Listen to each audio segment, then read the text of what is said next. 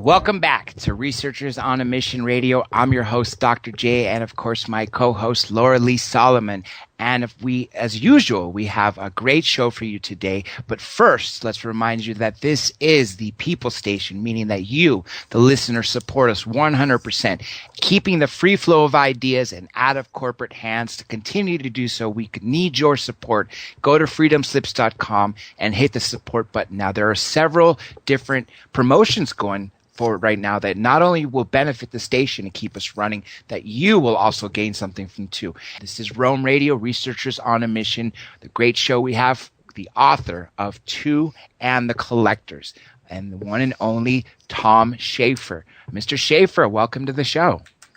Hey, Dr. Jake, thanks for having me on. I really appreciate it. Oh, it's going to be a great show. I didn't have a chance to also have Laura too. Good evening, and from Midwest.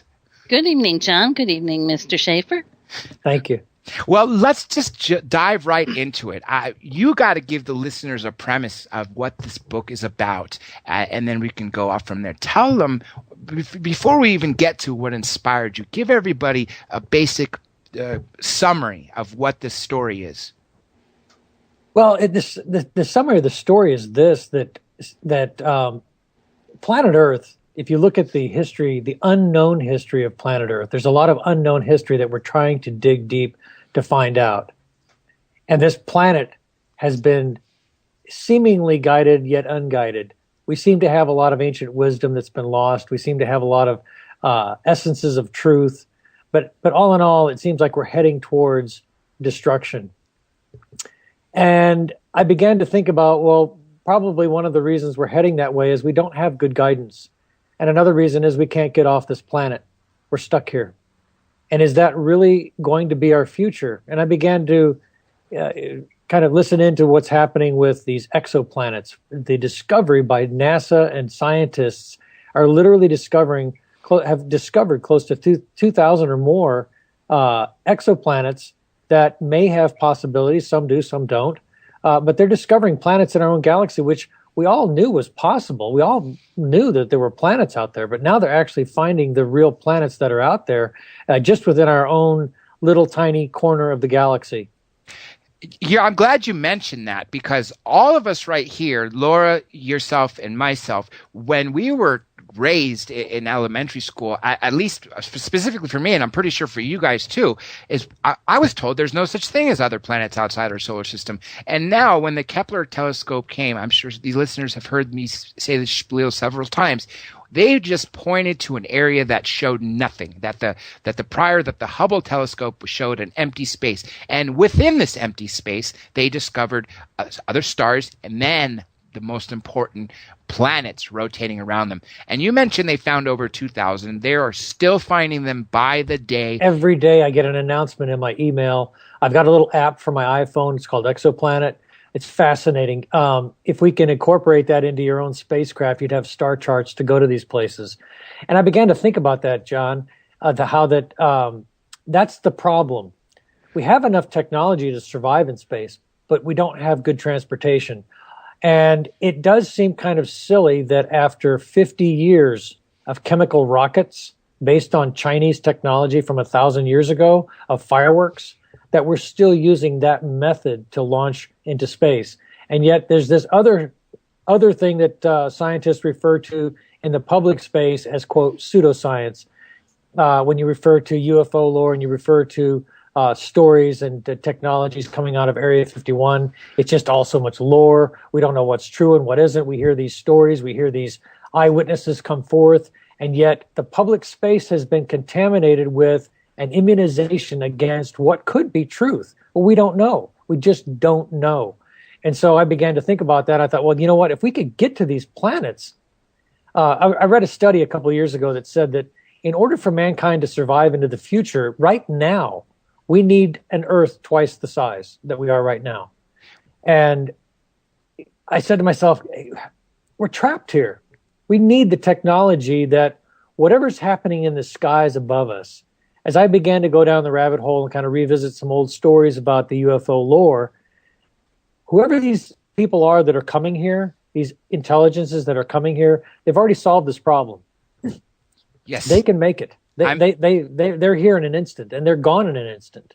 I absolutely agree with you there. And more importantly, our governments know about this going back to the first crash and retrievals that we've had. And many people think that it started with Roswell. Well, that's actually not true.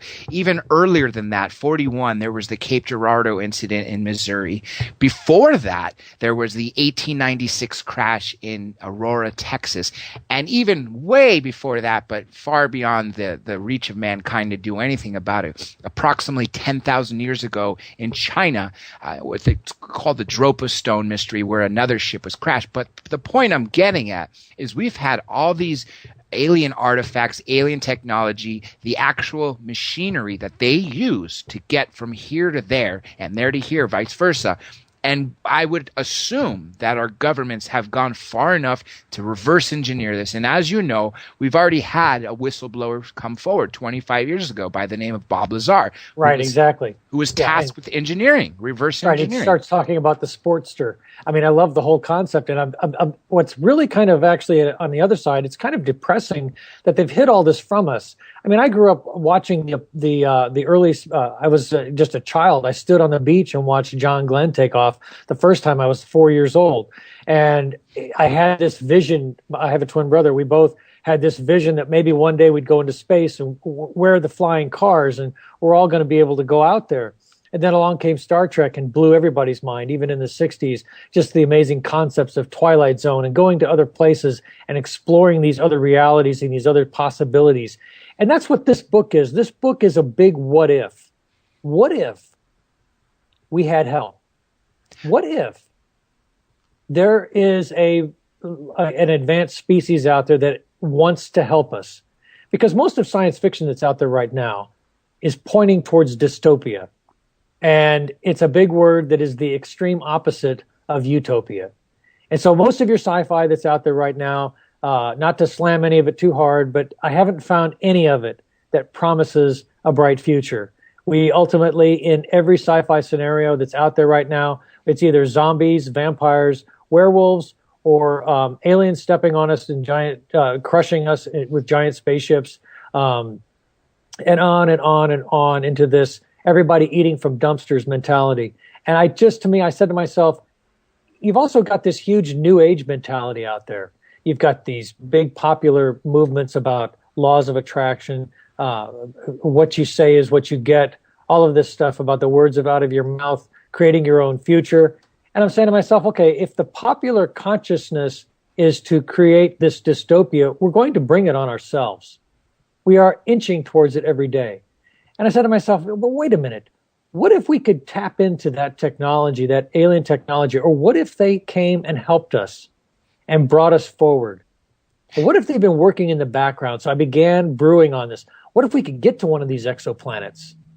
What would it be like? Some researchers actually do believe exactly all the what ifs that you said are true. And if you look at our history, it's not a secret at all that the ancient Egyptians, the Romans, and especially the American Indians all talk about getting wisdom from the stars and help from the stars to form civilizations and for society. And I'm pretty positive out of all the races that are visiting us, there's got to be a few that have white hats and are actually care about our future. And another word that you said a few minutes ago, overpopulation, very important word, because we are leading towards a path of destruction.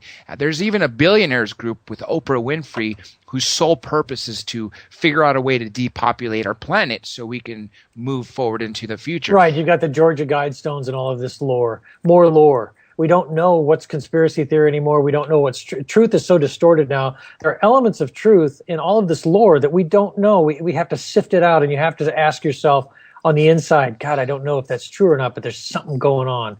There is something going on. And so there is an awakening with people. There's a sensitivity about these things. The concepts of some of it has gone kooky. Some of it's nutty. Some of it you say to yourself, okay, that's a little out there. I don't know if I believe that or not. I'm not sure if there's really reptiles living down in Middle Earth, but that's interesting. That's curious. But I don't know sometimes where the truth is. And the part of this I see as part of the unguided planet. We are this unguided planet. We think we have religions. We think we've been visited by by mystics and deities. But have we, or were these advanced races that really maybe they got a little out of hand with what they had? They saw that we were easy pickings, and some of them fell for their own story, that they started believing they were gods.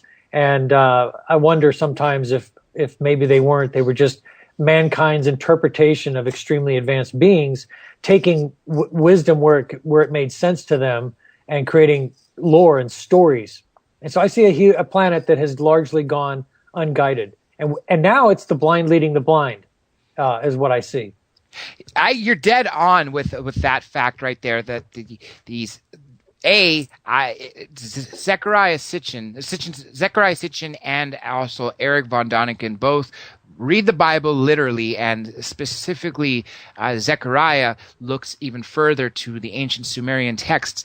And in there, whenever they refer to a god or an angel coming from heaven above, reading it literally, a better way to say it is, what if they were not describing gods, but were describing something that was further advanced than we are, flesh and blood beings, but they used the words that they knew of to describe what they were saying? Because if you go back 3,000, 4,000, 5,000 years, or even 2,000 years at the times of Jesus, and you see a flying craft, and you've never seen anything fly outside of a bird, what are you going to assume? And that's why you see in the Bible, you hear chariots. Exactly. And look at the cargo cults in the South Pacific. They're still building straw airplanes. You know, this is the thing, is this ancient man's interpretation. You have no reference. You see these incredible feats, the ability to heal with energy, like Tesla talked about, where he used electric frequencies to heal with. Imagine these people have been doing this stuff for 1 million years, and it's well within their science and an understatement to them. And they're able to literally reconstruct wounds, to reconstruct flesh in an instant, or within almost an instant. They can do reconstructive things. How does ancient man interpret this when we were so ignorant back then? And that's why I think we were in this story that I create. Mankind has basically been an orphaned species, and mom and dad come back to help, and that's the story. And it's epic. It's an epic story where this advanced race has been planning for the last 80 years. And I tie in a lot of the UFO lore, a lot of these stories and things are tied into a lot of this. One of the critical elements is the concept of replication. And a lot of people don't really realize how significant that will be, and where we are at right now in our own history with replication with 3D printers. 3D printers are the primordial soup.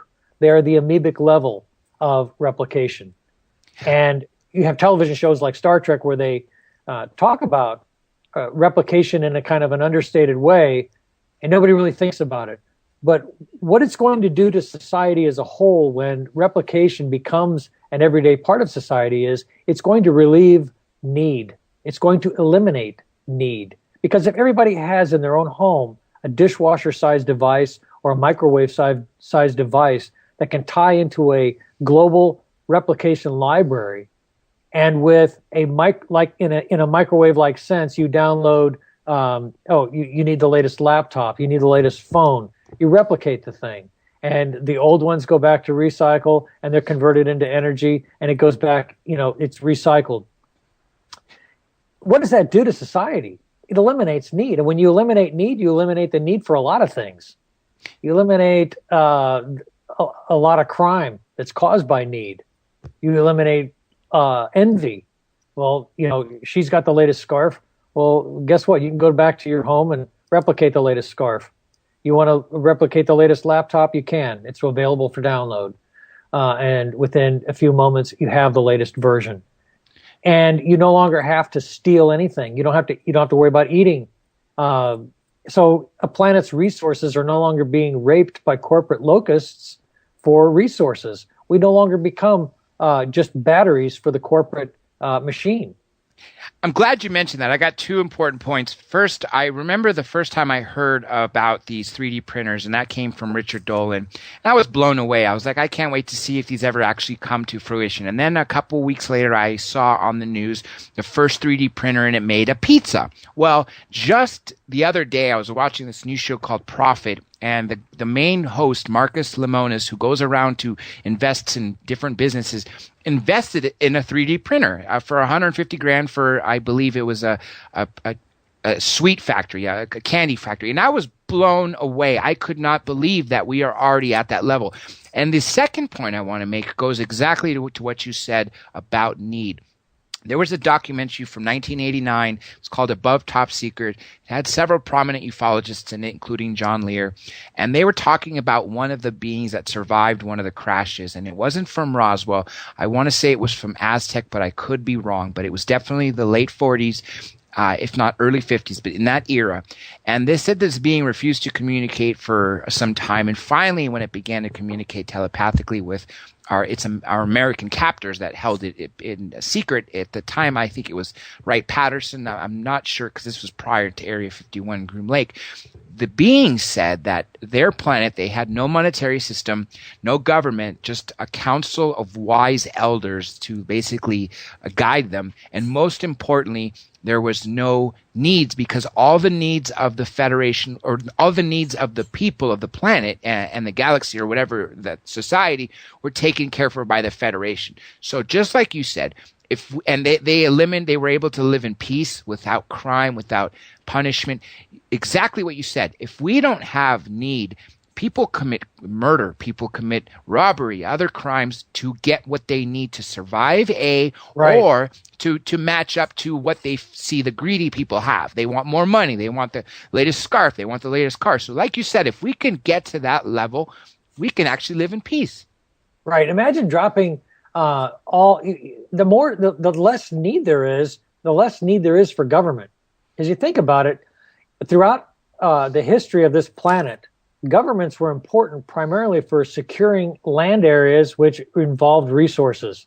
And so if it's been about resources for several centuries, then if you can eliminate that need, there's no need for anything other than infrastructure management is what you really need. You need management of public spaces.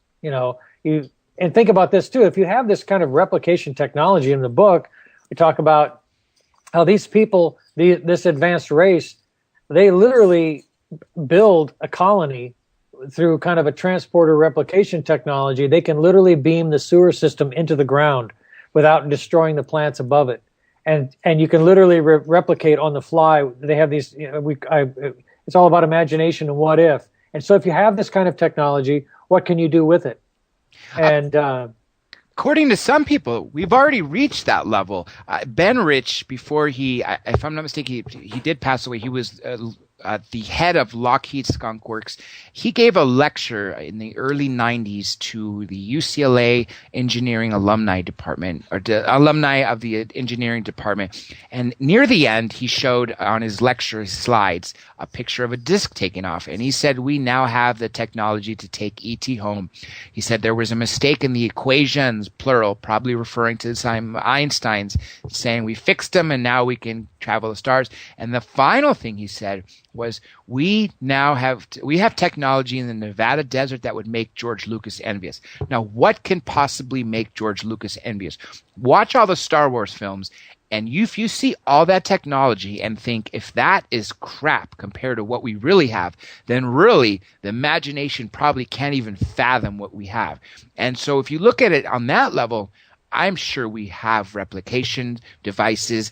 We have exactly what you said, devices that can bypass matter to a certain level, such as going underground further, and more importantly, transport people to and from areas and not fight over for land. And remember, another thing, wars were fought originally thousands or hundreds of years ago for resources and land, but now it seems to be fought for money and again resources such as oil. It's typically, you ask any man on the street why we're overseas, and they will typically tell you it's all about oil. Yes. And now that's becoming silly. And we have the technology. This is the thing that frustrates me to no end. We literally have, ever since I can remember seeing giant grain silos and huge ships with grain and giant resources that we have traded as commodities, the huge corn and the huge wheat that we have been able to produce, and Russia's been able to produce. All your major countries on the planet are able to farm. We know how to farm. We know how to create food. Yet we still have poverty and we still have starvation. And it really comes down to what I call false scarcity. A false scarcity is created in order to create profit. If you have a lot of something and you lock it up and you only let out a little bit at a time, you can control it. And so the humanity is gone from all of this resource hoarding. The profits are cranked up to enrich the top. So the top is enriched, the top enjoys lavish lifestyles while the bottom can go to hell. And that's not a good planet management system. That's not good for the planet. It isn't. That's where greed really takes a hold of everything, because those people at the top, specifically, I saw this on History Channel, America's Book of Secrets, The Billionaire's Agenda, and it identified the top 600 billionaires, 400 some from the U.S., 100 and some from Russia, and 100 and some from China. Those under less than 650 people alone have billions in wealth, and just in the year 2013, they increased their wealth approximately by $500 billion. That is an enormous amount of money. Their extra profit, not their total wealth, but the extra money that they made is more than enough to run entire countries. I don't want to say the U.S., but you pick an island nation such as Cuba or Guam, $500 billion can take that country for a very long ride. And just take for a moment, Dr. J, take a moment, this concept of where those people will be when replication technology and the ability to break gravity and go to any point in the star chart that you have mapped.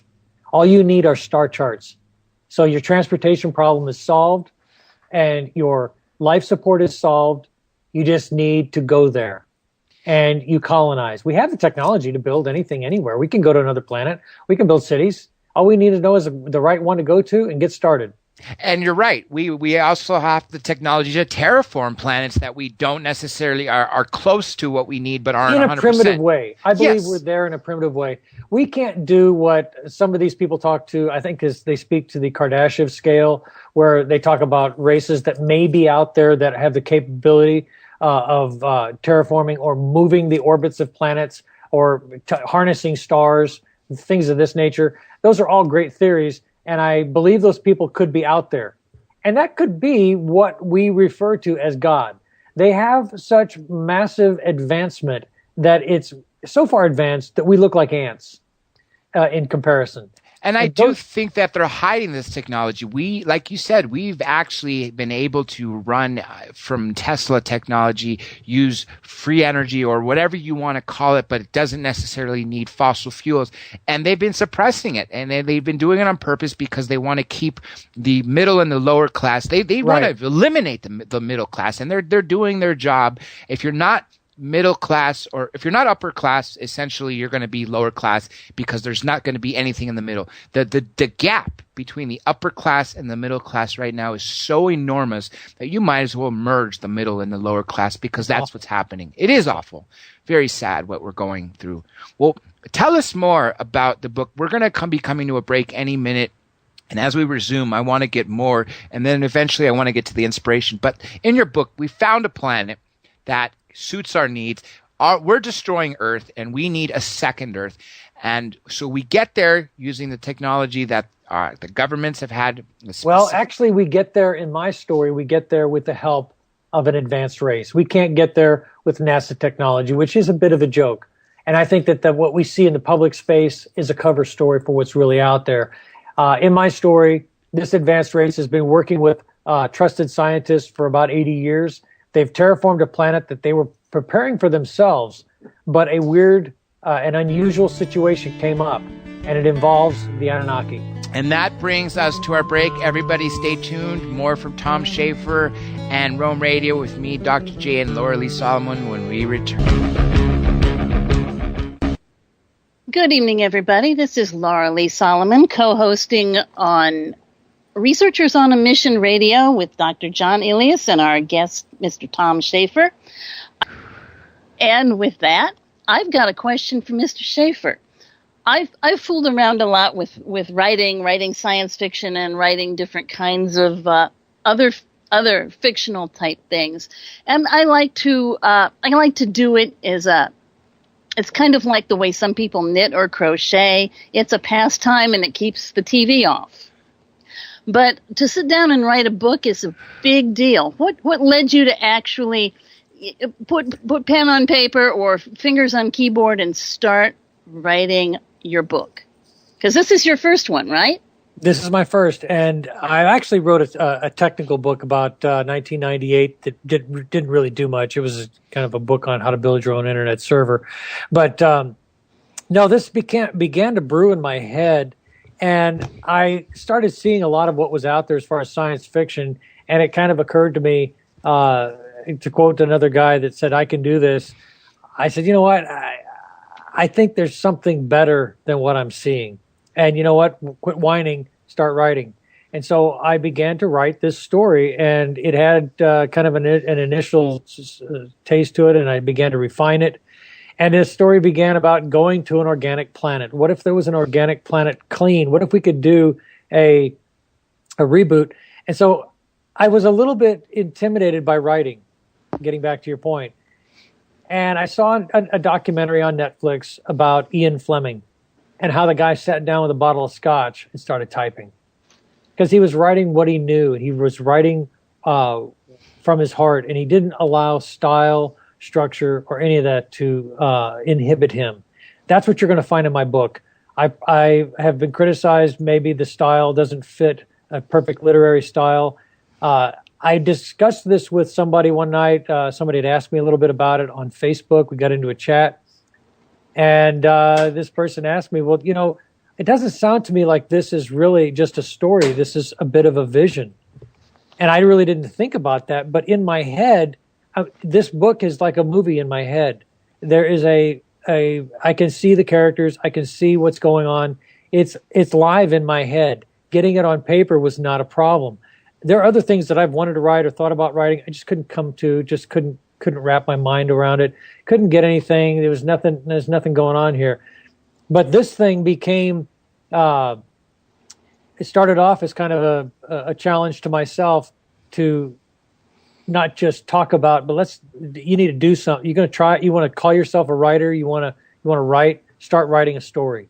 And so this story just began to it almost felt like it wrote itself. And I could hear the dialogue. I could hear the characters interacting. I could see the place. I could see the planet. So maybe there's something to that. Maybe there's something to this vision. And part of the book includes a thing called The Message, which is this Frenchman believes he received a message from extraterrestrials.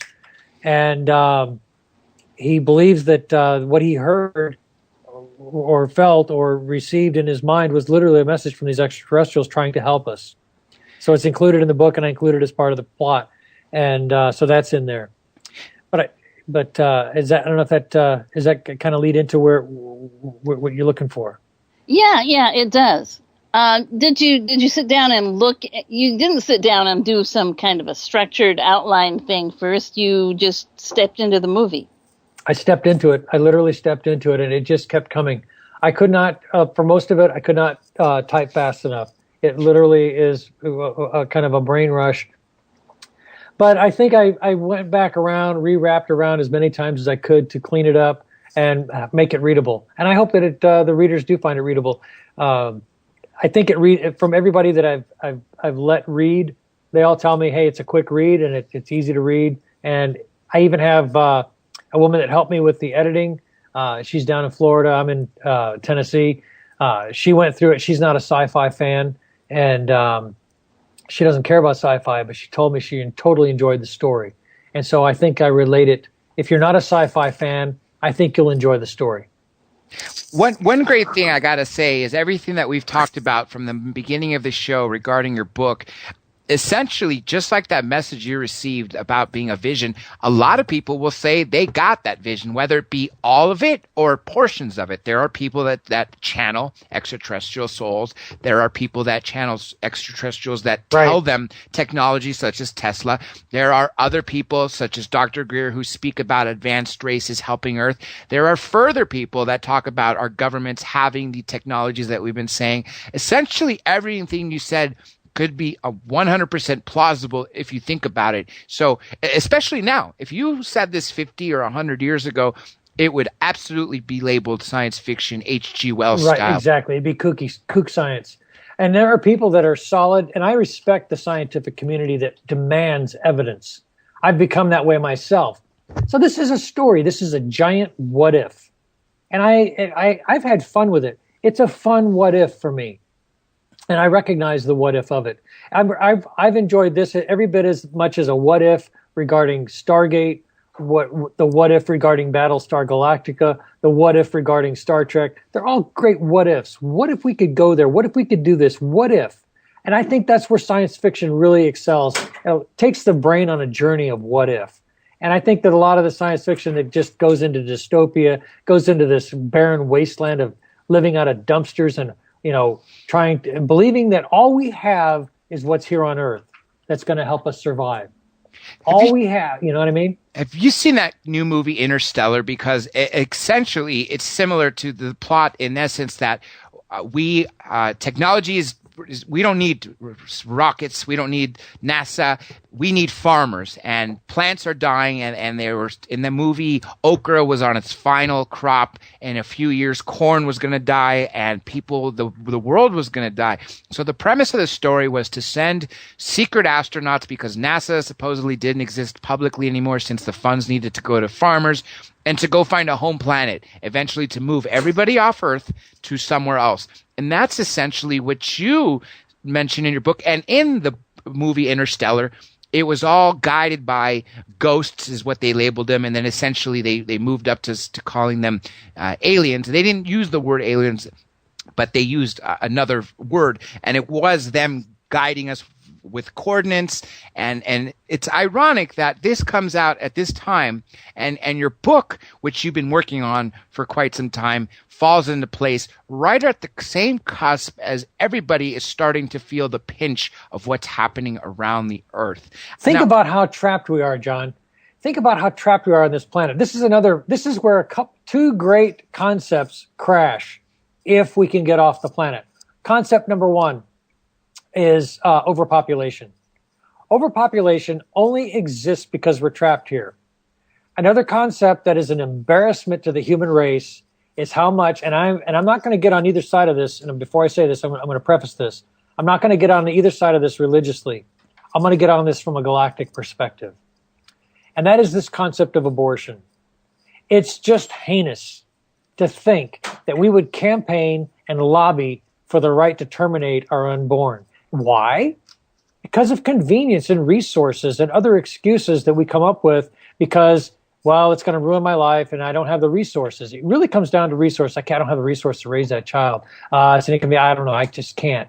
So it makes us an embarrassment when you look at the trapped state of humanity on this planet. We cry about overpopulation and we have to depopulate, all because we're trapped.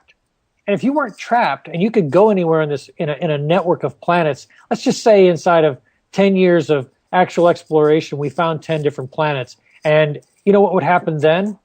We need you. Are you folks willing to have more children? We'd love you to have more children. Yes, we want to take you to this other planet. We've discovered another planet. We have a colony there. We've got about 100,000 people there. We need people that are willing to build families. All of a sudden, these arguments about overpopulation, abortion, and blah, blah, blah, all of that stuff becomes junk. It becomes passé. It becomes antiquated. And it's an embarrassment to our species that we have gotten to this point where we talk about, the Georgia Guidestones. We're going to wrap everybody back to 400,000 people. We're going to, I have my right to my body, blah, blah, blah. And you got everybody conditioned and immunized with all these ideas of depopulation and our rights and all of this stuff. when if we could get off this planet and we had the resources, and you're on another planet and you've got the resources you need, you can replicate anything you need from a network of, there isn't anything you're going to miss out. You're not going to miss out on anything. And I looked at this colonization they're talking about doing on Mars, and they're going to go up there and there's these they're going to build this little NASA style colony where you'll probably never really ever be able to leave the spacecraft that are there. You'll be able to go out on EVAs from time to time, and you'll try to adapt, but you'll never really be able to live there like we live here. What we need is, like you said, is we need to find another. We have to colonize one of these Goldilocks planets, and we found. You said 2,000 extraterrestrial planets, but the Goldilocks planets I know is in the dozens. It's no longer one or two. We found several of them, and like you said, you're getting alerts daily of those finding extraterrestrial planets.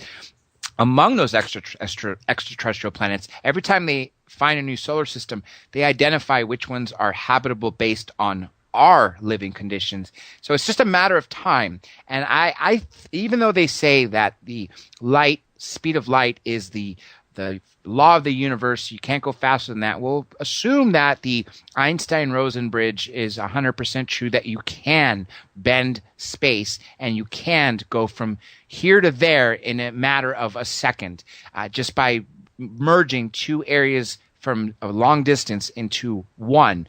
And once we are able to accomplish that, as you mentioned, these trade routes, these star charts, they will become a reality. Michio Kaku, a while back, talked about the different types of civilizations. He said a type 2 civilization or type 3 civilization is intergalactic, colonizes amongst planets that are way out of its, not just in its galaxy, but all other galaxies. It's able to terraform them and has several civilizations. A type 2 planet is terraforming, is going throughout its galaxy, and is colonizing. A type 1 planet is starting to colonize within its own solar system, is starting to reach out to past the solar system, for like our Viking mission. And then he goes on to say that we on Earth are a type 0. However, the internet, specifically Skype, is a type 1 telephone system. And I love it when he said that, because not just for referring to Skype, but about terraforming and about how the civilizations, because he's starting to think outside the box. He's starting to see the future of us getting to the point of finding other planets and colonizing them and making Earth not just our only home, making it one of several. And so if things go... Well, that's the thing, John. We've got to get out beyond this provincial. We got to look up. We've all been trained to stare at the sidewalk. We don't look up. And when you look up, you get a galactic perspective in a short amount of time. You listen to the accounts of people that sit and stare out the window in the space station. There's a window, an observation window, and they earth gaze for hours. It's an amazing phenomenon they've all talked about. And this concept of us not looking up, we're all looking at the sidewalk, we're not looking up. And once you get a galactic perspective, the thought that there are species or races or intelligent beings out there that are way ahead of us on all of these thoughts. They've already thought all these thoughts. This stuff is not new to them. This is something that they've known. They are, grandfathers in wisdom compared to where we're at, and we're just now starting to say these things. So we're in this primordial. We're infants, and I was telling you back when we first started talking about this interview how that everybody freaked out about the end of the world coming in 2013 and the Mayan calendar, blah blah blah. But what the Mayans were really talking about is an age of awareness. A new age was coming, and you and I talked about this, how that there is a new openness to all of these ideas, that people are kind of dropping a lot of the junk about what's just here on this planet. There are other planets out there, and the thought that there wouldn't be intelligent beings just seems ludicrous to most of us. Anybody within any level of intelligence, it just seems silly to say there wouldn't be. You're absolutely right. It's extremely arrogant of us to think that we could be the only life. And another saying that I love is that life is not the exception of the universe, but more than likely is the rule, meaning that it's probably very pervasive all over. It doesn't necessarily have to be intelligence everywhere, but it could be down to single-celled beings to all the way up to like such as chimpanzees or whatever it be, where they're not intelligent, but they're evolving on different stages. And I would not be surprised that you have every level of living being on various planets. And that's not to say that 90 or 95 or maybe even 99% of the planets are uninhabited.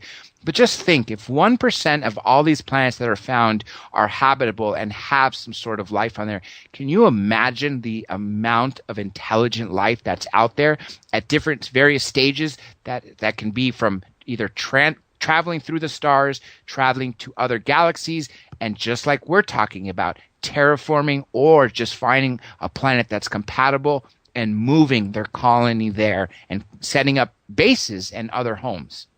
Well, this race that I talk of, that I created in this story, is such a race. They're a good million years advanced beyond us, yet they look like us, very similar to us, and they understand us, and they've come back to help. And the story revolves around a rescue mission that occurs involving the Anunnaki. And I guess I can give a little bit of a spoiler here with the story. And that is these Anunnaki that we all talk about, this mysterious planet Nibiru. What do we know? Do we know if it's real or not? I mean, there are people out there swearing for a fact that it's real. We don't know. Nobody knows. Maybe it is. Maybe everything in the tablets is true. Okay, so what? Tom, we've got a certain population that swears they can see it in the sky. It's coming back. Exactly. So, yeah. Okay. I don't know. Who am I to say it isn't? That's the thing, is I can't say it isn't. So let's just take for a fact, for the story's sake that I wrote, that this thing exists. I don't get into too much detail on any level with my book as far as sci-fi technology. It was never my goal to bore people with the kind of a Geordie LaForge detail on dampening and all of this other kind of stuff. I was never interested in any of that kind of stuff anyway. It was always, to me, about the higher principles. Anyway, the race in my book that comes to help Earth, they are terraformers. These people are basically building a planet for their own. The original design of this planet 2 was for their own. And they have a 700-year build cycle. It takes them 700 years to build out a planet because they want the weather systems to stabilize. They want the orbit to stabilize. They want to move things into place. They want the water, and they begin to plant biological life forms. For them, it's a work of art. And they take 700 of our years to build out one of these planets to get it ready for colonization. And in the story, one of their scout ships is actually doing some star charting in a region and finds a drifting spacecraft. And this spacecraft has on it human beings. These human beings are escapees from the Anunnaki homeworld. And the assumption is that if the Anunnaki, if humanity, if we were genetically created or if we were part of their story, then there are humans on the Nibiru homeworld. There are still humans there. They took some back with them. And, I can't prove any of that, but that's the story. And some of them have escaped. And in their escape, their ship is damaged, and the race that comes to help is this advanced race. And they rescue these people, and they put them on this planet that they are terraforming called 2. And they are the first settlers there. They rescue them and put them there. And so the story talks about that a little bit, and then goes into the fact that, well, let's talk about this human problem. These are those humans again. We haven't been back there in a while. We need to deal with this problem. So they come back and they find out what a misguided mess this planet has been since the last time they were here.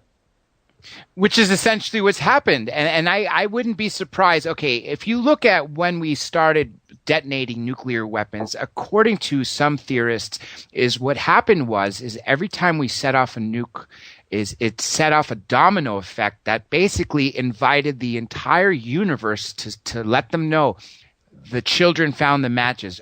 They are now a nuclear society. And that could explain why for thousands of years they would come here intermittently, but now all of a sudden they're monitoring us like crazy because just like you said, we are falling into a mess. Now we're going to hit a break soon, but I want you to go with that idea and that we are being saved by these advanced beings, because a lot of people do believe that's the case. Dr. Greer being one of them. Dr. Greer specifically saying that there is a galactic federation that is waiting for us to join this peaceful society and save us from our own destruction. Exactly.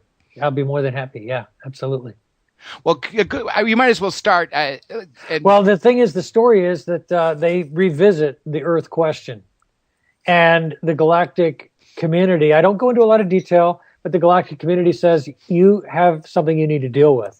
And they agree, and they say, okay, we got to deal with this. And they begin a long-term plan that started shortly after Roswell, that they were working with the extraterrestrials from Roswell, were allies with them, and they've been working with a group of scientists since that time. And that brings us to our break. As soon as we come back, we'll pick up basically on Roswell, more on the Anunnaki, more with Tom Schaefer on 2 in a few short minutes.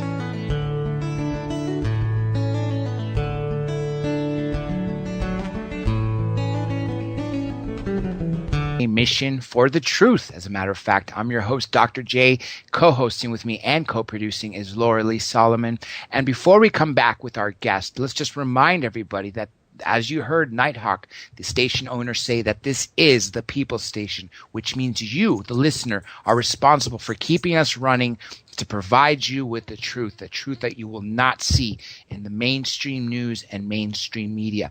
This is the alternative media outlet that we need to continue to thrive.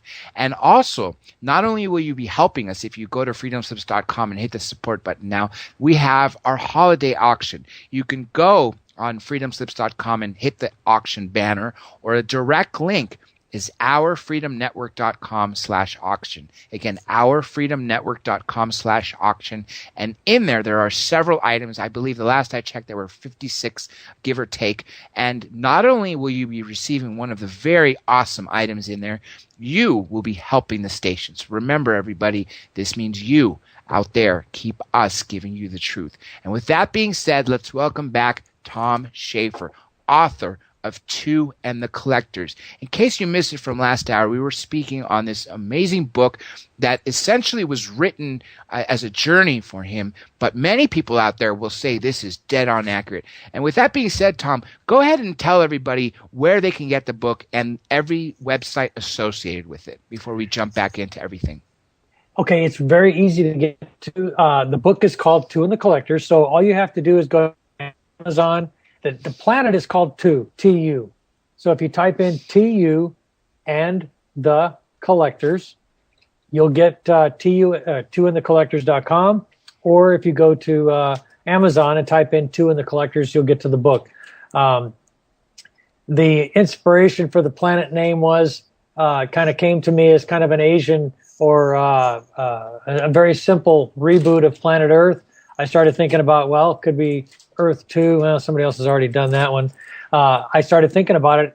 And what came to my mind is, if you want to call it a vision, whatever you want to call it, my imagination, it has an Asian essence to it. There isn't a Zen Asian essence to this whole thing.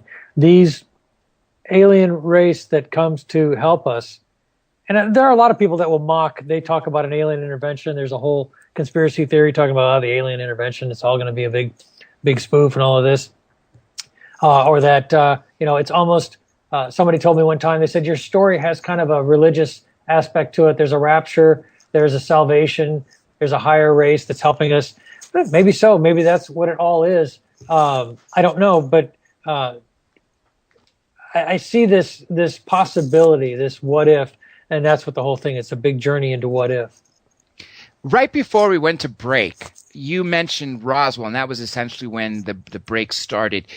Can you pick up where you left off? Because that was essentially what I was saying is the reason why they were, according to several theorists, including Stanton Friedman, ufologists, said that why we're having so many sightings now, or in the golden age starting in the 40s, is because of our first detonation of our nuclear weapon, which invited the entire universe to come here and worry about us, because we are not a society capable of such destruction. And think about this for 1 minute.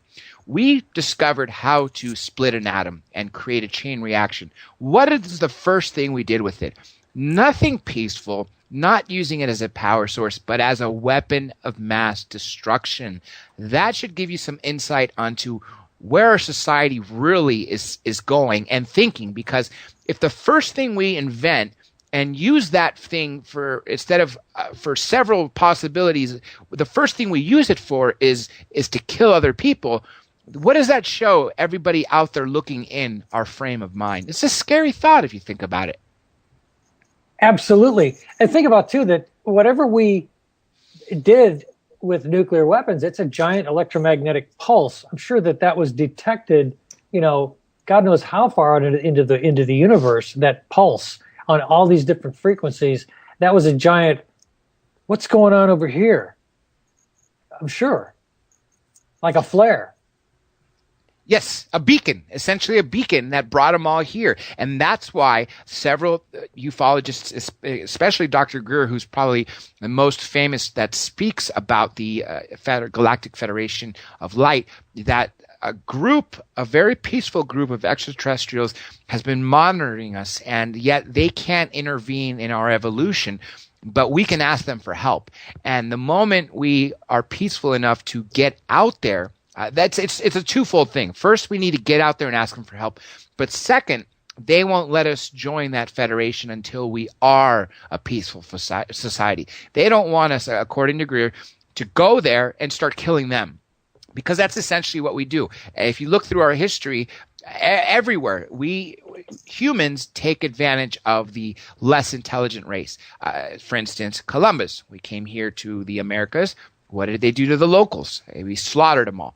Same thing going back through thousands and thousands of years. We're always fighting someone else, enslaving someone else, and more importantly, taking advantage of someone else. So the outside looking in would clearly have great concern this day and age, far more than any day and age. But all throughout our history, we've had this primitive nature of killing for resources or killing for some sort of greed. And that's why we are at the mess that we are in. And you're essentially writing a science fiction story, or you wrote a science fiction story that correlates with what's really happened on Earth. And you gave ourselves an out, and that out being another planet, and essentially we need to get there. So let's go back on that idea where part of the title of the book, part of the title of the book is these collectors. And the collectors assumes a story of humans that have been recruited to collect the good things of Earth and begin moving them to this planet. And a collector has access to all of the tools that these aliens have provided. They have the ability to use, they have their own ships, they have their own cargo ships, and they go and they collect, and they've been collecting a lot of different things. They've collected artworks, they've collected rare books, they collect, good booze, good wine, they collect cars, they collect all sorts of things are being moved to a giant collection facility on two. And a lot of this stuff is being scanned into the replication library. And so humanity is going to be migrated in this book, and it's epic. And they come up with a plan to literally migrate this planet to a larger planet with pre-built colonies that are waiting there for us. And if you want to get religious, you can. Jesus said, I go to build a place for you. Well, they've built a place for us. And it's a very simple lifestyle there. You're not going to be working. You're going to be pursuing your life's passion, and you're going to find your place. And also on this planet, there are life extension technologies that are going to help you live and revert to a 30-year-old body. And you're going to be a lot better shape. You're going to be pursuing the passions for your life. You may go back to school for 100 years. You may wind up teaching others. You may wind up becoming part of the infrastructure support. You're going to find yourself there, and it may take a while to find you. There's no rush. Nobody's going to rush you into anything. It's ironic because you essentially mentioned another thing that's for centuries, if not millennia, has been sought after, the fountain of youth. And even in our Bible, it talks about certain entities, Moses being one, Noah being one, that lived for 800 or 950 years. So some people say that the reason we live to about 75 to 80, maybe even around 100, some people even further than that, is because it's by design. Essence that they weaponized wheat is one theory put out by David Wilcock. And of course, the chemtrails and all these other things are designed to keep us from getting to that level, because the older we get, the more wisdom we acquire. The more wisdom we acquire, the less primitive we are and the less violence we're prone to. So you're absolutely So how do you right. hand it down? How do you hand it down? And so there is another story out there that I find fascinating, and I have no way of disproving. I don't want to disrespect these people at all, but many people are familiar with the Raelians, and it's the best merger of religion and science fiction I've come across. And these are folks that talk about the Elohim being a group of aliens that came and fostered 7 different races on this planet, the Jews being the best of the breed. And I won't argue with that. There is the whole story they have of terraforming Earth and building us up, and they fell for the trap of becoming gods to us. And they're according to the Raelian story, their leaders wanted us wiped out, hence the flood story, things of that nature. So there's all these great stories out there about the history of Earth, but we don't know what any of them really are, what the real truth is. That's the problem. I'm glad you mentioned Rael. About 9 or so months ago, we interviewed one of the high priestesses, I guess, because it was a female priestess, was the word that she used herself to call herself, and she described how he came about the religion. I hate to call it religion, but that's kind of what it is. How in the 70s, he was by a river, if I'm not mistaken, and he was in a mountain. He was out. He was actually a magazine. He wrote for an automotive was it a racing magazine? He was a racer. That's right. Yeah, he was a racer. And he had this visitation by a UFO. By the Raelians came and spoke to him and said, "You're the guy. You're the guy we want to relay this message to." Kind of like Billy Meyer, except he's got this whole. It's kind of humorous. I find it difficult to take him serious, but he's serious about what he's about, and that's okay. It's his story. And if he wants to push that, they do have greetings. You can go to potlucks and learn about their story. Go to their website. It's fascinating reading. But again, it's just more lore for me to look at and say, okay, we still don't know. It's interesting. That's curious. But we just don't know. And these people that come out and say, well, there's a mothership, well, there's this or that, we don't know. And until things are disclosed, we don't know. We just don't know, you know? Now, disclosure, that's something that we've been battling with for decades, and specifically recently with the citizen hearing and more awareness with all the younger generation being far more open-minded to life, not being so arrogant as to say we are the only ones. Explain how disclosure can impact our planet and how it ties in with your book. How will humanity react, both in real life, and how does it react in your book? Well, there's the negative side of disclosure, which we see in the movie Independence Day, when everybody's on the roof and partying down. We all want to meet the aliens, woohoo, and they wind up melting the building, okay, that they're all standing on. We've all got that picture in our heads, or that other movie that came out where these people are just partying for a weekend in some condo, and all of a sudden they look out the window and this alien race is there destroying the planet. I think disclosure could be disrupted in that. Number one, it's going to make all of our religious arguments open for revisitation. It forces the question, because none of that is in any of our religious discussions on this planet. So that forces anybody of a strict religious nature to say, okay, they got to do some backpedaling, they got to do some reexamination. And there will be a lot of people, I believe, that are going to suffer. They're going to really wonder what's going on. They're going to see them, if they go towards a religious interpretation, they might see even a friendly disclosure as a Trojan horse. And they will say, well, this is just the devil's trying to deceive you. It's in the book of Revelation. And it's the first book people run to that have no knowledge of the Bible. They run to Revelation. They love the mystique. They love the mystery. They love the poetry. And they start coming up with stuff. And none of it has any basis in fact. And they'll start tying things together. And we have the Bible code, and it all lines up to this and that. And this is what it's going to be. Get the DVD series. And today, you're going to learn the secrets. We don't know. L.A. Marzulli, he was on this network about a month ago with us, maybe a little longer, maybe 6 weeks ago. And that's exactly what he says. He uses the word for word in Revelation to say that these extraterrestrials, he doesn't deny that they're extraterrestrials, but he does say that they're all fallen angels and they are the Antichrist. And we are essentially going to put aside our belief in Jesus and God, or Christianity, because he's obviously a very Christian about this. He said, we're going to put aside that and basically start worshiping these beings who are going to lead us into hell via believing in Satan and worshiping them as Satan. That just makes us victims. That just makes us all victims.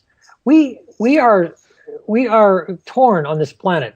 I read an article recently how even scientists will compartmentalize a side of their brain as a section for religion, and they'll buy into their own religion. You know, the guy's a staunch Roman Catholic, and he goes to mass and he goes to confession, and yet when he goes to work, he's working as a leading scientist in a major university, discovering major things.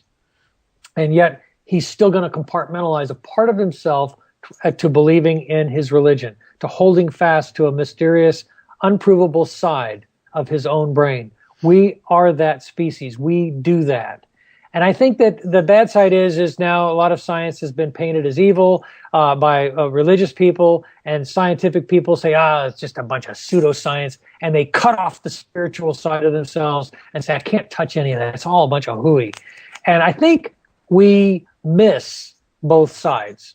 There's valid science and there's valid spiritual concepts. The spiritual concept, I think a lot of it needs to be deleted, and we need to start over on all of that. And I think we need to kind of really, really, really say, okay, wait a minute. What's really going on here? Something bigger, something I can't really explain. Am I going to buy into, the Bible, the Quran, or New Age philosophies? What am I going to buy into? Which one do you want to subscribe to? I think something in us says that there's something greater out there, and we don't know what that is. I think even scientific people hit points where the Big Bang, okay, I'll take your Big Bang. Who started that? Where did that come from? Oh, I don't know. That's a parallel. Now it's a parallel universe. Okay, that's right. Where did all of that come from? And so I explore the concept of the prime creator in this story, that these beings that are a million years advanced beyond us, they too are searching for what they call the prime creator. And they're looking for this master creator. Because here's the one thing I've learned. You hear people talking right now about this law of attraction. Yes. They talk about law of attraction. You just say it, you just speak it, you will it into existence, and it's going to come to you. And it's weird. Some of that stuff comes to pass. It's kind of strange how that stuff works. And you say to yourself, well, is it coincidence? And get the Twilight Zone music going in the background, or that's just, mathematical probabilities. Who knows? But a lot of scientists try to separate science of like SETI, Search for Extraterrestrial Intelligence, and spirituality. But honestly, I don't think you can separate the two. There's a crossover. If you're going to be looking... Exactly. Go ahead and speak on that issue, because that's a very important issue that a lot of people don't put two and two together. Well, we're all, we have, society as a whole, we have to deal with death. And so we have ways of interpreting it. A lot of people interpret it through ancient wisdom, or they'll interpret it through biblical wisdom, or they'll interpret it in their own way, or they'll interpret it through some religious channel of some kind. We all know it's coming. And we don't know when it's coming, but it could come tomorrow. It could come in 100 years, 30 years for some people. Maybe it's, you might get that 110-year-old out there. You don't know when it's coming, but something's coming. And I think even people that aren't religious think in terms of some sort of cosmic transcendence of some kind, that we go on to something. We don't know what it is, but we have a sense that there's something out there that we're moving towards. Now, I think sometimes I've studied the idea, and I've said to myself, well, maybe we're just vain, that all of my life means something, and it has to mean something in the afterlife. I couldn't have just lived this 75 years for nothing. And yet science would say, yeah, but you're basically a pile of soup, and that's just what you get. And after the soup is turned off, you're done. That's right. And that's why a lot of people hit stop signs when they go there, because the other side of the coin, people who link both, actually believe that not only do we go on as our soul, some people go as far to say as that our mission on earth is to learn something. And if we don't learn what we're supposed to in our lifetime, then we're placed back on this earth, our memory's wiped, and we start again to learn that lesson. And essentially, when we learn what we're supposed to learn is when we progress to the next dimension, which could be another planet or another, like I said, the word dimension. It could be anything. But the point being is that the soul never dies, and the body is just a machine. And that's just a spacesuit. Yeah. Yes. And yes. You know what? And I actually would cling to that, and I hope that's true. I really do. I hope that it's not just vanity that we believe that we live on, and that this is it. I hope that it's not vanity that I believe in a spiritual forwardness of some kind. I really want to, and there's an inner sense I think that most people have that it's probably true that we do move on to something. We just don't know what that is. And so if you want to define it in religious terms, that's fine. I would never fault anybody for that. And I think if that gives you comfort, then that's fine. I don't know that a lot of people, the more you become, the more intelligent you make yourself, which I believe is entirely possible. You could go from being completely unintelligent to a stronger intelligence by moving in that direction. I believe that that's possible. And I think the more educated you become on some of these matters, the more you think it through, the more you gravitate towards more scientific ideas, you may find yourself in more of an atheistic position. And I don't see anything wrong with that. I think if you find yourself in that position, yet you still want to hold to something in the future, who am I to say? Who is anybody to say? I think we get arrogant. We want to encapsulate things inside of religion. We want to say, that's it. You're going to go to hell. If you don't believe in a loving God, then he's going to send you to hell. Some of these ideas become silly after a while. And you the more you think it through, it's just, you wonder okay, some of this stuff seems silly. And yet, I don't want to disrespect those people, because maybe these ancient things are tied to a greater intelligence out there. Maybe they're tied to something that was misinterpreted by ancient man.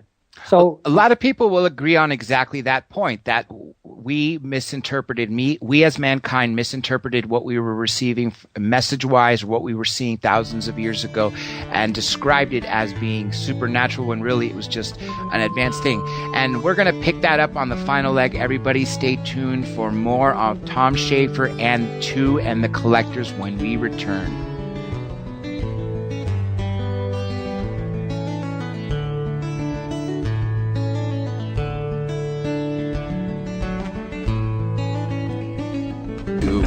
Your host.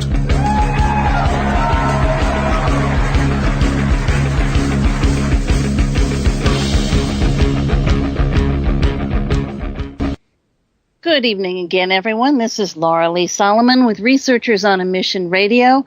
I'm here with Dr. John Ilias and our guest, Tom Schaefer. Another question for Tom, and that's this. You talk about a species of folks that are going to migrate us to another planet, and you've got this population of people on Earth, and we've been significantly nuked. Fukushima's radiation is spreading all over the planet. We have been toxified by hundreds of different chemicals, and our pharmaceutical industry's contamination of the water simply by human urine. We've got folks who have been so damaged that they are not really functional as human beings. They have special needs. You've got folks that have something critical left out of their nature, and they're psychotic, and most of them are running things. How does your species deal with this mess? Because trust me, the genome is a mess too. We reflect the planet we live on. We're part of the life here. Right. Well, the thing is what you're asking is us to look at ourselves from our own perspective. But here's a species that I believe in the story sees each human for its true value. An amputee, a quadriplegic, a multiple sclerosis victim, highly diseased, or they see in their higher wisdom. Think about a species a million years advanced from us. How would they view each individual life? Because for them, the soul that's inside that body is what really matters. They understand this. And so for them, they've got the technology to heal, to regenerate, to straighten things out. So for them, this is not a problem. The kind of hospitals they have actually cure things. It's not big pharma for them. It's an actual fix. That for them, you have to realize these are people that are from a planet where there's no branding. There's no corporate competition. This is about a solution for a species. You're kind of talking about terraforming the individuals before they get there. Or while they're there. There isn't time. The essence of the story is that they see that mankind has hit that tipping point. We can no longer wait in silence and hope that people get it. There are people that get it down on the planet. We see that. But the fact of the matter is the immunization in the human thinking from the debunkers and the pseudo-debunkers and the CIA and all of the dark governments, et cetera, has immunized human thinking that even if a UFO lands on their front lawn, they don't believe it. Oh, yeah. It's a very different perspective. Hey, folks, we're going to take questions here on Studio A. The Studio A phone number for you to call in with your question is 347-688-2902, or alternatively, 818-923-1713. Please give us a call with your questions for Tom.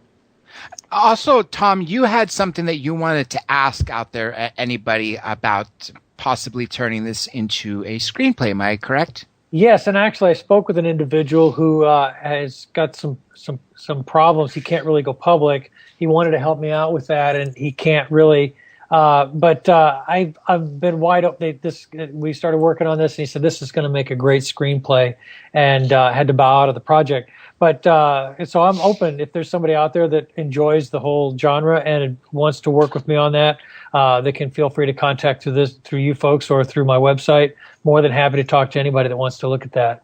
Being that it's the final leg, go ahead and spit out the website again, because I want to go back to touch on what Laura asked you. It's a very, very important topic. Go ahead again. Website.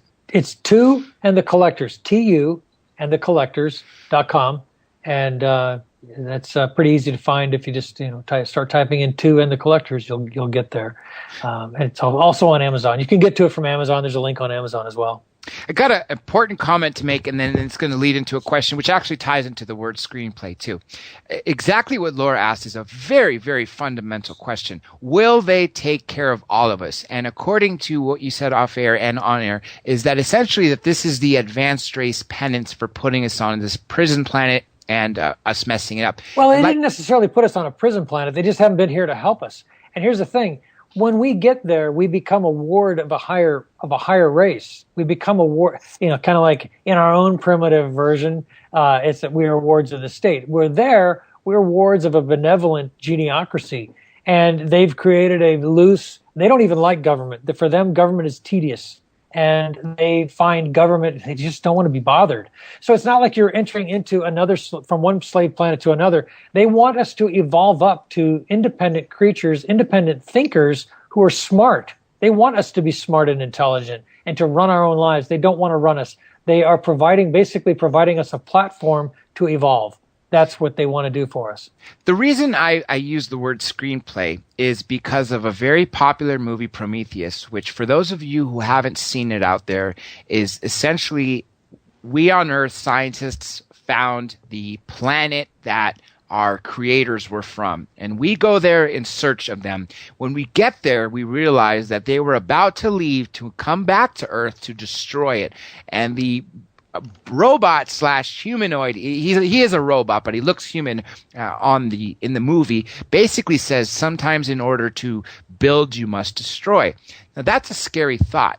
Do you think in the Bible, in ancient Sumer, and other texts, we talk about the Great Flood that eliminated all the bad humans. Do you think that that was done by our creators, the advanced species, race? And do you think that it's possible they're going to do it again, considering how messed up we've turned everything? And just like Laura said, pollution of the oceans, pollution of the ground, destroying our atmosphere, everything we've done, and a lot of things that people seem to forget, or corporations. Well, John, Dr. J, I think the problem is have you ever gotten to a point in your life, and I'm sure many people have, it's kind of like, I just wish I could get a break.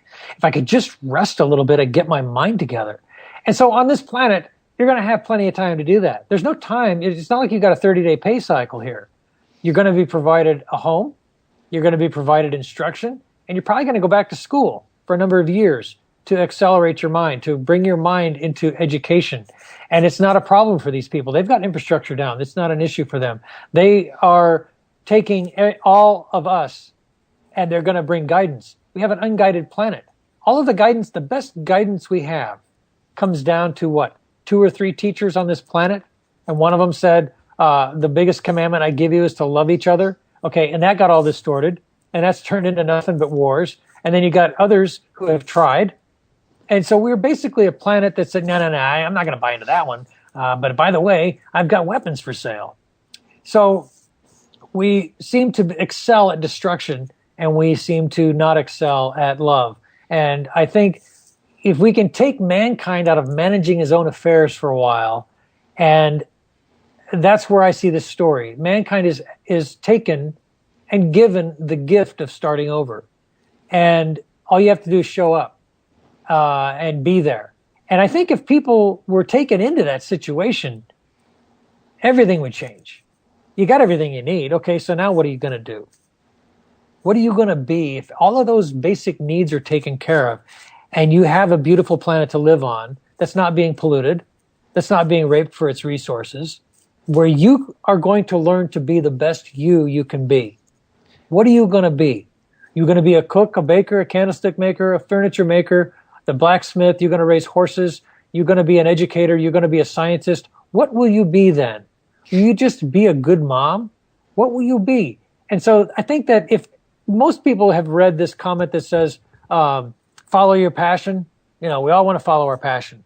Problem is, a lot of times following your passion, if you just followed it to begin with, in the meantime, you're going to have to make money. And this is the only planet that requires humanity to pay to live here. We're the only species that has to pay to live on this planet.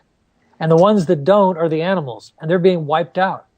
And so I think that the story explores the concept of going to a place where you can be the best you can be. In this story, though, you're going to be hosted by somebody that knows a little better than we do about how to move forward. And I think that's the whole story. You made a very good point there. Once we have the needs taken care of, we can actually move on to taking care of others and being what we truly can be. And like you said, we are in the planet right now, in the lifetime where you can't follow your passion. You can't necessarily follow your talent to its fullest extent without having to worry about money, which money buys you food, it buys you health care, it buys you everything. And essentially, that's why when I saw that documentary about 25 years ago where John Lear was talking about this crash disk and the survivor that said that on its home planet, they don't have a monetary system or a government as we do because all the needs of the people are taken care for. And isn't it silly, Dr. J, how we have the ability, think about the giant tankers full of grain, the giant warehouses full of whatever material needs we have. We can feed and clothe and shelter every human on this planet if we wanted to. If we wanted to.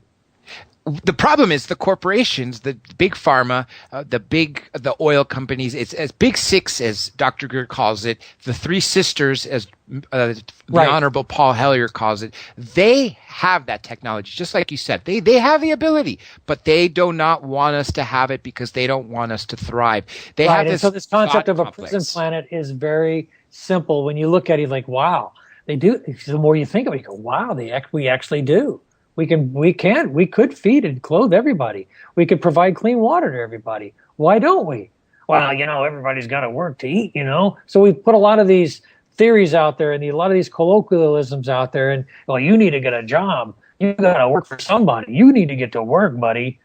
Stop the dreaming. Stop the thinking. You college guys, that's all you do is think. That's the kind of stuff that's holding humanity back from elevating or evolving forward. We are a thinking species, and yet we are de-evolving day by day with the stupidity that I see on I can't even turn on the television, and there's maybe one or two channels you can watch. 90% of it is just junk television that's on. You know what I mean? It's just awful. That's right. And remember, fear is control. So the more fearful we become as a species, the easier it is for us to be controlled. Fear porn. That's right. Laura, I know you got something to add to what we've been saying. I've been thinking about all those things for a number of years. But yes, I very much agree that fear porn is a big thing. But the whole idea of us as by the sweat of your brow will you eat kind of thing, that goes right back to the religious questions, because we are, at least here in Protestant, Christian, whatever, the United States and Europe as well, we're subjected to this idea that we weren't good enough. That we weren't good enough for the world to support us. That we're sub them. Yeah. Yes. Yeah. So it's a lot of mythology, a lot of lore, a lot of programming, and we just have to get up. It's a phrase I use all the time. You have to get above the room. Once you get above the room and you can look down and you see this whole thing from a higher perspective, it's what happens to every astronaut. I'm just fascinated how they look down on the planet and they just are in awe. They say they all of them say the same thing. All of this stuff seems to be so silly that we're fighting amongst one another. And I think that's the problem, is a lot of these powers that be have us all fighting amongst ourselves over the silliest of things, over religions, over economies, over just stupid things. We're fighting for the wrong things. We're not evolving up. We're evolving backwards.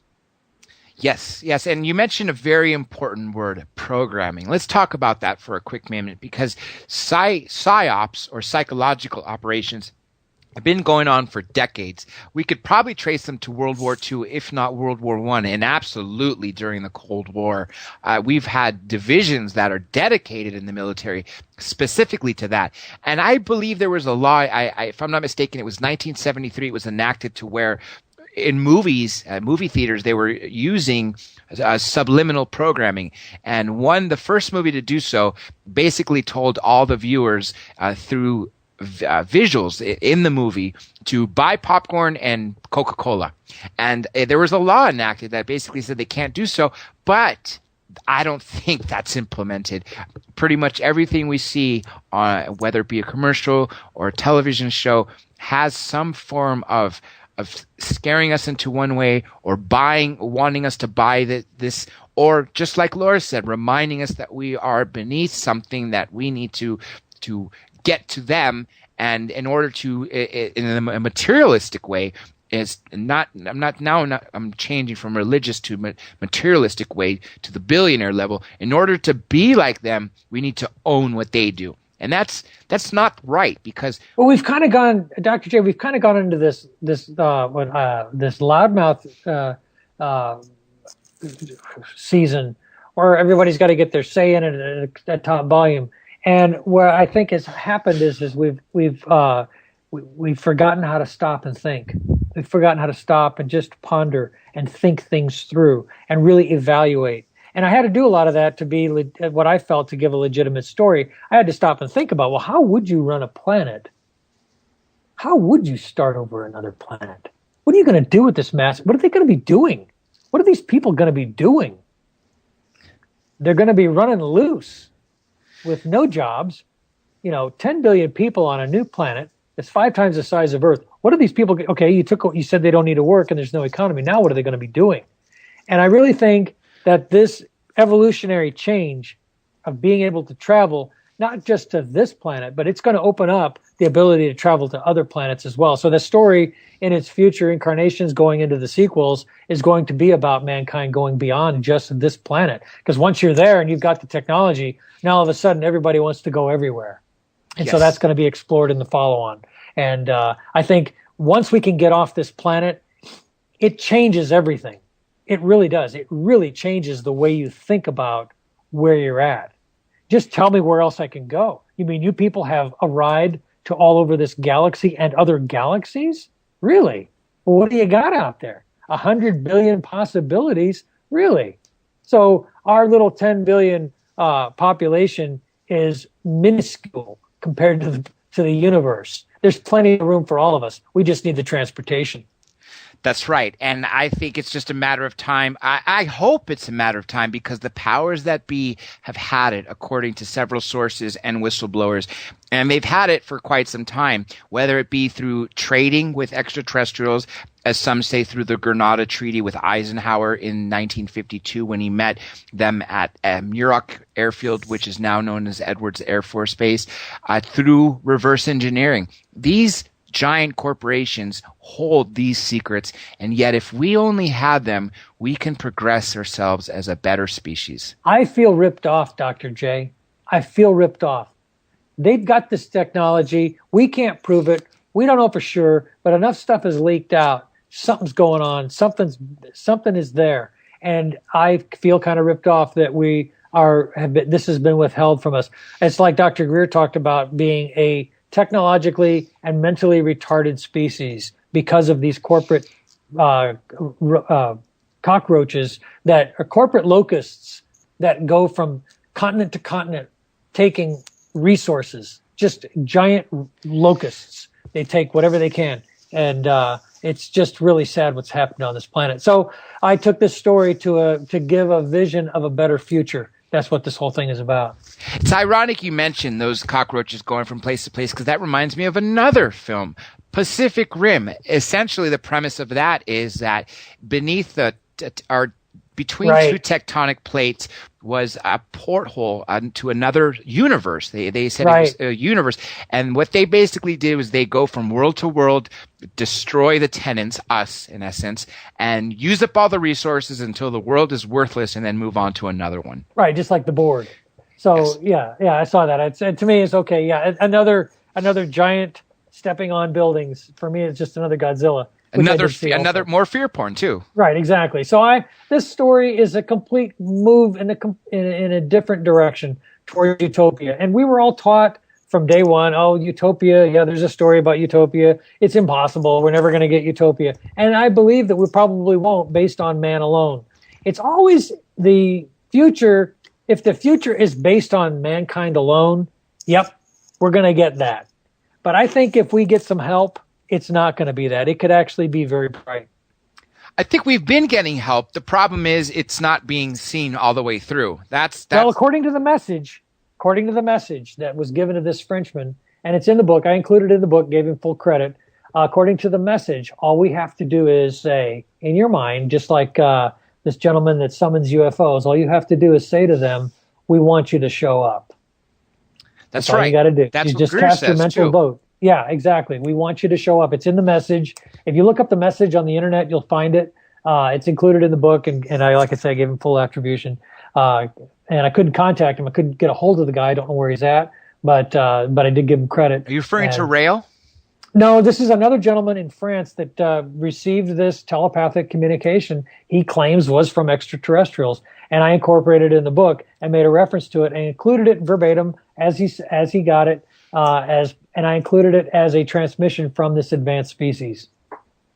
We got a little under 5 minutes left for the rest of the show, and I wanted to give you the opportunity to basically talk about A, whatever you want, and B, tell the listeners whatever they want your message. Now, obviously, yes, people should check out your book. It's a very fascinating story from what we've seen, from what we've read, and from what we've talked about for the last 2 hours.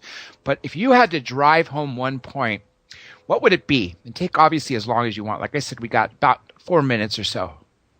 Well, I would just say this, Dr. J, is that if we can imagine a future, let's be epic.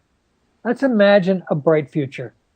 Let's not just go for the destructive, living out of dumpsters, dystopian future that I'm seeing with 90% of the science fiction that's out there. I'm going to take it to a better place. I'm going to take it to a much more adventuresome place. I didn't want to read sci-fi. I didn't want to create sci-fi that took me to more dystopia. I didn't want to go to dystopia. I wanted to go to a better place. And I think that the wisdom is out there, and we have to get higher wisdom than what we have. We've exhausted the best of our wisdom. The best of our wisdom is blowing us up right now, and we've got to go to something higher. We need help. We need some serious help. And so that's where this book is going. The fear that's coming from all these science fiction movies is very real, and it just keeps on coming. There's not that many videos or movies that are coming out. Divergent, dystopian future. The Giver, dystopian future. What is it? Prometheus? Ender's Game, dystopian future. Pick one. Interstellar? Dystopian future.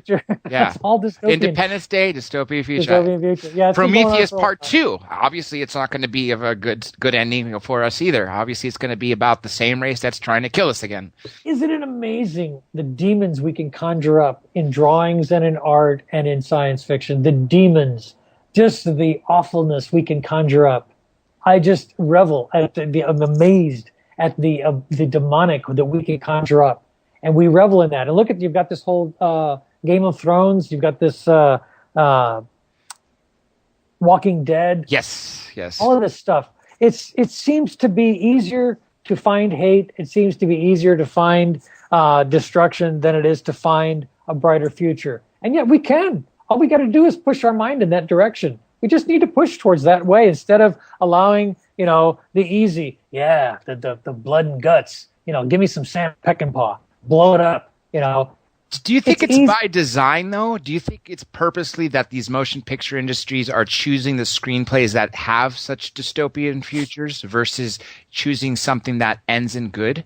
Maybe they just haven't found anything. Maybe nobody's given them anything. You almost have a society that feeds itself out there in the Hollywood world. These people need some fresh blood. I'm throwing some fresh meat in the water. Think about this. Take this and chew on it. And maybe I'm not the most articulate, maybe I'm not the most brightest tool in the shed, but I think I'm onto something. I think if we started really thinking about getting out there and stopped thinking about how to blow ourselves up, I think we'd be in a much better path. I absolutely agree with you, and I believe almost everybody out there listening would have to say the same. Let's remind everybody where you can get your book and your website. Everybody, this was Tom Schaefer. Tom, you've been an incredible guest. It's been an incredible 2 hours. Go ahead and tell everybody again where they can find you. And the website is TU. It's very easy. TU is the name of the planet, so it's TU and thecollectors.com. You can also search for Two and the Collectors on Amazon, and it'll come right up. You'll see the book there. And I entertain anybody that wants to communicate to me through the website, talk about these things. I'm wide open, man. I appreciate all feedback. If any kind of feedback, good or bad, I love it. I enjoy the discussion. Everybody, happy holidays. Remember, next week is Christmas. We will be off, but the auction is still going on. OurFreedomNetwork.com/auction or freedomslips.com, and hit the support button to support us or hit the auction banner. This is Rome Radio. Dr. J signing off.